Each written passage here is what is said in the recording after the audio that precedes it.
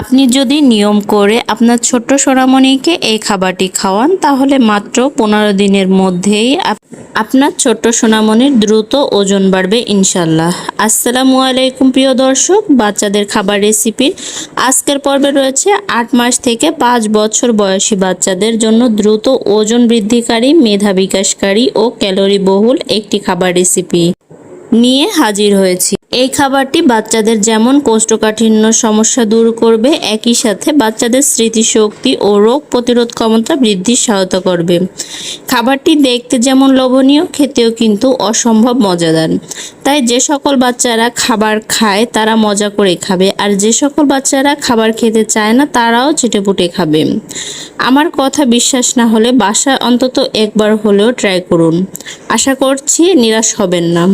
এই জন্য আমি এখানে নিয়ে নিয়েছি এরকম সাইজের 2টি আলুটাকে খুব ভালো করে সিদ্ধ করে নিয়েছি। এবার খোসাটাকে ফেলে দিচ্ছি। দর্শক, বাচ্চাদের জন্য মিষ্টি আলু বা রাঙা আলু একটি অত্যন্ত পুষ্টিকর ও সুস্বাদু সুপারফুড, যা 6 মাস থেকেই সলিড খাবার হিসেবে বাচ্চাকে দেওয়া যায়। এটি সহজে হজমযোগ্য, vitamin A, beta carotene, vitamin C, fibre, potassium ও আয়রনে ভরপুর, যা বাচ্চাদের দ্রুত ওজন বৃদ্ধি করে, রোগ প্রতিরোধ ক্ষমতা বাড়ায়, দৃষ্টিশক্তি ভালো রাখে এবং কোষ্ঠকাঠিন্য দূর করতে সাহায্য করে। তো যাই হোক, আলুটাকে আমি খুব ভালো করে একটা কাঁটা চামচের সাহায্যে ম্যাশ করে নিচ্ছি। আর এটা কিন্তু খুবই ভালোভাবে এটাকে ম্যাশ করে নিতে হবে। কোনো রকমের আলু শক্ত দানা যেন থেকে না যায় সেদিকে খেয়াল রাখতে হবে। দর্শক, চুলায় একটা প্যান বসিয়ে দিচ্ছি। এখন প্যানের ভিতর দিয়ে দিচ্ছি 1 চা চামচ পরিমাণে ঘি। বাচ্চাদের সুস্বাস্থ্য, পুষ্টিকর ও মেধা বিকাশে ঘি অত্যন্ত উপকারী। এটি ক্যালসিয়াম, ভিটামিন এ, ডি, ই, কে এবং ওমেগা 3 ফ্যাটি অ্যাসিড ভালো উৎস, যা হাড় শক্ত করে, বাচ্চাদের রোগ প্রতিরোধ ক্ষমতা বাড়ায়, মস্তিষ্কের বিকাশে সাহায্য করে, অর্থাৎ বাচ্চাদের কিছু শেখা বা মনে রাখার ক্ষমতা বাড়ে। সেই সাথে বাচ্চাদের দ্রুত ওজন বৃদ্ধিতে গুরুত্বপূর্ণ ভূমিকা পালন করে, একই সাথে বাচ্চাদের খাবার রুচি আনতেও সাহায্য করে। তো যাই হোক, ঘি গলে আসার পরে আমি এখানে মিষ্টি আলু দিয়ে দিয়েছি। তারপরে চুলার আঁচ মিডিয়াম এবং লোয়ের মাঝামাঝি রেখে মিষ্টি আলুগুলোকে ঘিয়ের সঙ্গে খুব ভালো করে ভেজে নিয়েছি।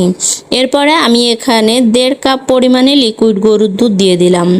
যে সকল বাচ্চারা গরুর দুধ খেতে চায় না তাদের ক্ষেত্রে আপনারা এখানে পানি ব্যবহার করবেন, এবং রান্না শেষ করে চুলা থেকে নামিয়ে যে সকল বাচ্চারা ফর্মুলা দুধ খায় তাদের ক্ষেত্রে আপনারা এখানে পর্যাপ্ত পরিমাণে ফর্মুলা দুধ গুলে খাবারের মধ্যে যুক্ত করে বাচ্চাকে খাওয়াবেন।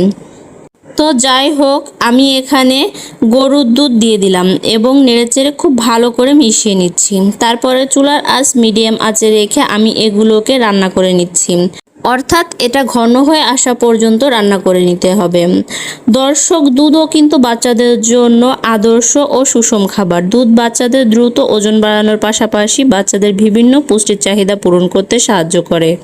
আর এজন্যই কিন্তু পুষ্টিবিদরা বলেন যে বড়রা দুধ স্কিপ করলেও ছোট বাচ্চা অর্থাৎ বাড়ন্ত বয়সী বাচ্চাদের ক্ষেত্রে কিন্তু দুধ স্কিপ করা যাবে না, তাদের নিয়মিত দুধ খাওয়ানো দরকার। তো যাই হোক, আমি এখানে স্বাদ অনুযায়ী 1 চিমটি লবণ দিয়ে দিলাম। এখানে কোনো চিনি ব্যবহার করার প্রয়োজন হবে না, কারণ মিষ্টি আলু ন্যাচারালভাবেই মিষ্টি থাকে। সেই সাথে এখানে গরুর দুধ দিয়েছি, গরুর দুধটাও কিন্তু ন্যাচারাল মিষ্টি থাকে। তো সব মিলিয়ে কিন্তু খাবারটি যথেষ্ট মিষ্টি হবে, এক্সট্রা কোনো চিনি ব্যবহার করার প্রয়োজন নেই। তো যাই হোক, এরকম ঘনত্ব চলে আসলে আমি চুলা থেকে নামিয়ে নিব। আর এটা ঠান্ডা হয়ে আসার পর কিন্তু এই যে এরকম ঘনত্ব চলে আসবে, আর এটা কিন্তু একটা পারফেক্ট ঘনত্ব, বাচ্চাকে সহজেই খাওয়ানো যাবে। দর্শক, এই খাবারটি কিন্তু পুষ্টির একটি প্যাকেজ। এটা মিষ্টি আলুর পায়েসও বলতে পারেন। এই খাবারটি বাচ্চাদেরকে সকালে, দুপুরে কিংবা রাতের হালকা নাস্তায় যে কোনো সময় দিতে পারেন।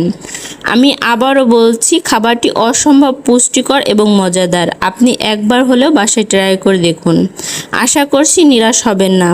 তো এই ছিল আমার আজকের আয়োজন। ভিডিওটি ভালো লাগলে প্লিজ একটি লাইক দিবেন।